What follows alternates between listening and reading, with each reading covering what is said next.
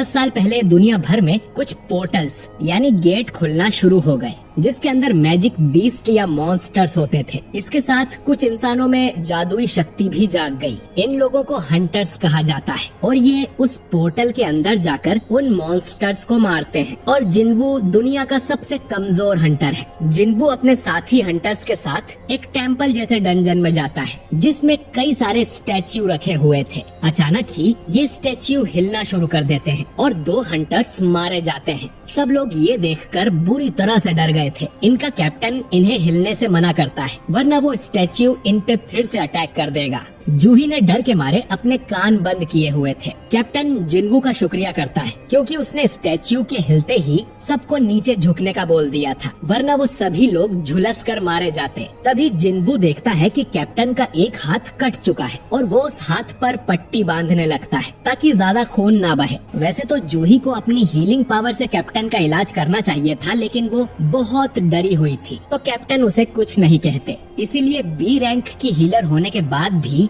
जूही को छोटी रैंक के मिशंस पर ही भेजा जाता है। कैप्टन खुद भी बी रैंक के मिशन पे जा चुका है और अपने अनुभव से वो बता सकता है कि उनके सामने जो मुसीबत है वो जरूर एस रैंक जितनी पावरफुल है। कैप्टन को अब पत्थर पे लिखे नियम याद आते हैं। पहला कि गॉड की पूजा करो, दूसरा कि गॉड की जय जयकार करो और तीसरा गॉड पर यकीन करो। जो भी लोग इन नियमों का पालन नहीं करेंगे वो यहाँ से जिंदा वापस नहीं जा सकते। जिन्वू समझ जाता है कि जो सबसे बड़ा स्टैच्यू है वो ही गॉड होगा। दूसरी तरफ हम एक लड़की सोंग यी को देखते हैं, जिसने हाल ही में हंटर एसोसिएशन को ज्वाइन किया था। और ये लड़की जिन्वू की सिस्टर जिन्हा की दोस्त है और दोनों एक ही स्कूल में पढ़ती हैं। सोंग यी जिन्हा से पूछती है कि उसका भाई भी एक हंटर है ना, जिस पर जिन्हा बताती है कि हाँ, लेकिन वो सिर्फ ई रैंक का हंटर है और हमेशा घायल होकर वापस आता है। जो सुन सोंग यी कहती है कि अगर वो उसकी जगह होती तो ऐसा कभी नहीं होता। इधर कैप्टन और जिन्वू सोच ही रहे थे कि उन्हें आगे क्या करना चाहिए, तभी इनमें से एक हंटर चिल्लाते हुए कहता है कि वो यहाँ नहीं मरने वाला।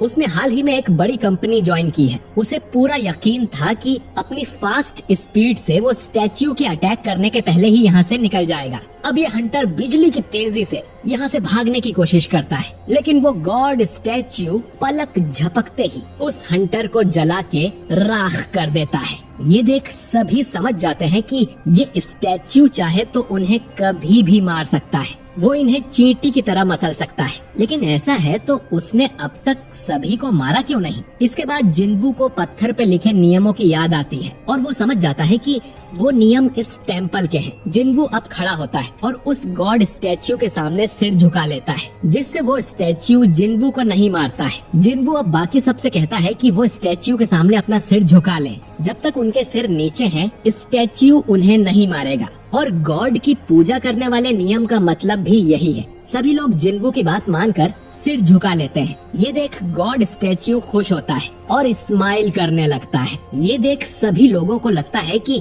अब उन्हें कुछ नहीं होगा और वो उठकर खड़े हो जाते हैं। लेकिन तभी गॉड स्टैच्यू भी अपने सिंहासन से उठकर खड़ा हो जाता है और इन लोगों को कुचलने के लिए उनकी तरफ बढ़ने लगता है। जिन्वू कहता है कि उन्हें दूसरा नियम भी पूरा करना होगा, यानी गॉड की जय जयकार करना। अब एक हंटर आगे आके बोलता है कि उसे पूजा करना आता है और वो वहीं बैठकर गॉड की पूजा करने लगता है, लेकिन ये सही वर्ड्स नहीं थे। तो गॉड स्टैच्यू उस हंटर को अपने पैरों तले कुचल देता है। इसके बाद वो एक लड़की को भी कुचल के मार देता है। सभी लोग अपनी जान बचाने के लिए इधर उधर भागने लगते हैं। पार्क यहाँ बिल्कुल मरना नहीं चाहता, क्योंकि उसकी फैमिली घर पर उसका इंतजार कर रही थी। वो भागकर कोने में चला जाता है, लेकिन वहाँ खड़ा स्टैच्यू पार्क को बीच में से काट देता है। जिन्वू को समझ नहीं आता कि वो किस चीज की जय जयकार करे, क्योंकि ये गॉड तो एक शैतान के जैसा है, लेकिन वो हार नहीं मान सकता। वो आसपास कुछ क्लूज खोजने लगता है और नोटिस करता है कि कोने में जो स्टैच्यू खड़े हैं उन सब के हाथ में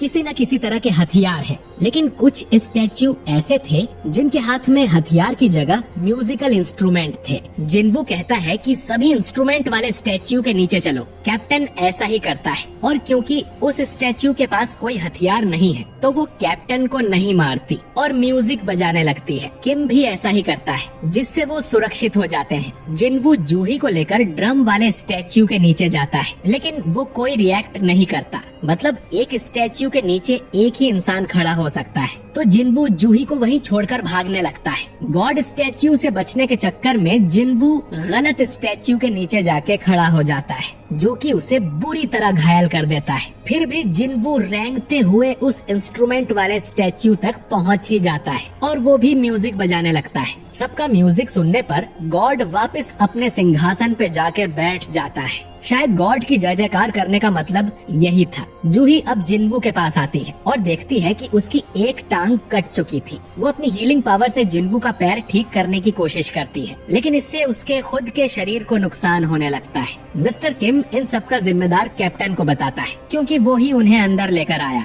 जबकि इन्होंने वोट से फैसला किया था। फिर भी कैप्टन अपनी गलती मानकर जिम्मेदारी उठाने को तैयार था। ये सब लोग आपस में बहस कर रहे थे। तभी टेम्पल के बीच में एक प्लेटफॉर्म बन जाता है। जिनवू पहचान लेता है कि ये एक ऑल्टर है, जिस पर गॉड को किसी जिंदा चीज की बलि दी जाती है। तीसरे नियम गॉड पर यकीन करो का मतलब यही है, यानी इनमें से किसी को बलि देनी होगी। किम अब कैप्टन के गले पर तलवार रख के उसे ही बलि देने को बोलता है, और वैसे भी उसने जिम्मेदारी लेने को कहा था। कैप्टन किम की बात मानकर ऑल्टर की तरफ जाने लगता है। जिनवू जानता था कि इसमें सिर्फ कैप्टन की गलती नहीं है, उन सब ने यहाँ आने के लिए वोट किया था। अब जैसे ही कैप्टन ऑल्टर के पास जाता है तो वहाँ एक आग जलने लगती है। कैप्टन को समझ नहीं आता कि अब वो क्या करे। जिनवू कहता है कि वो ऑल्टर को करीब से देखना चाहता है। 2 हंटर जिनवू को लेकर ऑल्टर के पास जाते हैं, जिससे वहाँ 3 जगह और आग जल जाती है। जिनवू कैप्टन से पूछता है कि अगर वो यहीं इंतजार करे तो क्या कोई उन्हें बचाने आएगा,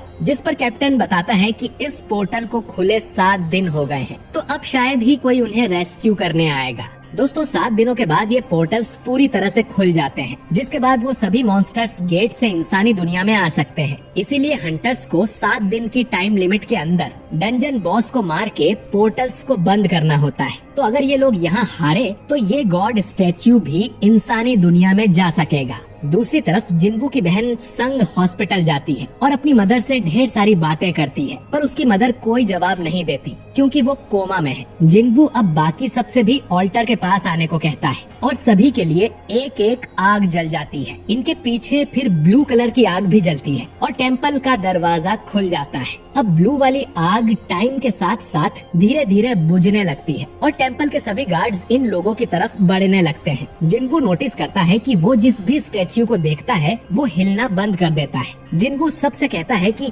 वो स्टैच्यू पर नजर गड़ाए रखे, इससे वो अपनी जगह रुक जाएंगे। सभी लोग ऐसा ही करते हैं, लेकिन एक लड़की बहुत ज्यादा डर गई थी। वो तेजी से उस दरवाजे की तरफ भागती है और यहाँ से सही सलामत निकल जाती है, लेकिन उसके जाते ही उसकी आग बुझ जाती है और दरवाजा थोड़ा सा बंद हो जाता है। जिनवू को समझ नहीं आता कि ये दरवाजा कोई जाल है या सच में वो बाहर निकल सकते हैं। शायद इस नियम से गॉड के लिए उनकी वफादारी देखी जाती है। अब एक और हंटर जिनवू को छोड़कर यहाँ से भाग निकलता है। अब यहाँ सिर्फ 4 लोग ही बचे थे। जिनवू इनसे हिलने को मना करता है। शायद ब्लू फ्लेम एक टाइमर की तरह है, जिसके पूरे बुझने के बाद हो सकता है कि इन सबको जाने दिया जाए। किम बोलता है कि इसका उल्टा भी तो हो सकता है कि टाइमर खत्म होते ही दरवाजा वापस बंद हो जाए। किम को नहीं लगा था कि जिनवू के जैसा कमजोर हंटर उनके इतने काम आएगा। वो उसका शुक्रिया करता है, लेकिन उसकी भी फैमिली है और वो मरना नहीं चाहता। वो जिनवू से माफी मांगता है और इसके बाद किम भी यहाँ से भाग जाता है। अब सिर्फ 3 लोग ही बचे थे और जिनवू रोने लगता है, लेकिन वो हार मानने को तैयार नहीं था।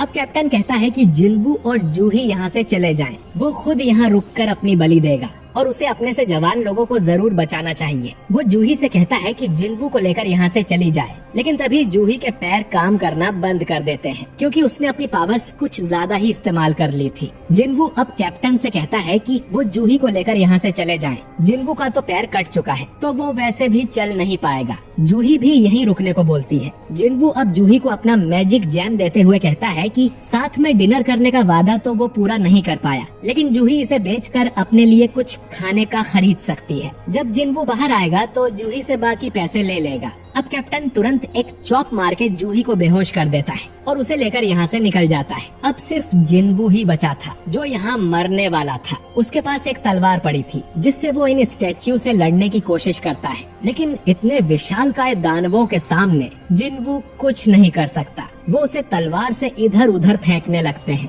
उसका एक हाथ भी कट जाता है। जिनवू रोते हुए सोचता है कि वो भी स्ट्रॉन्ग बनना चाहता है लेकिन नहीं बन सका। उसके बावजूद वो अब तक जिंदा बचा है। सभी लोग दोगले होते हैं और सिर्फ अपने बारे में सोचते हैं। जिनवू की भी फैमिली है जो उसका इंतजार कर रही है, पर सिर्फ वो ही यहाँ मरने वाला है। अब जिनवू को ऑल्टर पे ले जाया जाता है। उसके शरीर में बिल्कुल जान नहीं बची थी। स्टैच्यू जिनवू को खत्म करने के लिए तलवार उठाता है और जिनवू सोचता है कि वो मरना नहीं चाहता, काश उसे एक और चांस मिलता। इसके साथ ही ब्लू फ्लेम भी बुझ जाती है और अचानक ही हमें एक नोटिफिकेशन स्क्रीन दिखने लगती है जिस पर लिखा था कि आप प्लेयर बनने के लिए क्वालिफाई हो गए हैं। आपका दिल 0.2 सेकंड में धड़कना बंद कर देगा। अगर आप ऐसा नहीं चाहते तो प्लेयर बनने के लिए हाँ करें। इसके बाद यस वाली बटन क्लिक हो जाती है और ये एपिसोड यहीं पर एंड हो जाता है। तो दोस्तों असली कहानी तो अगले एपिसोड से शुरू होने वाली है, लेकिन उसके लिए जिनवू जिंदा बचेगा भी या नहीं और ये गेमिंग स्क्रीन का क्या चक्कर है, ये हमें पता चलेगा अगले एपिसोड में। तो उसे बिल्कुल भी मिस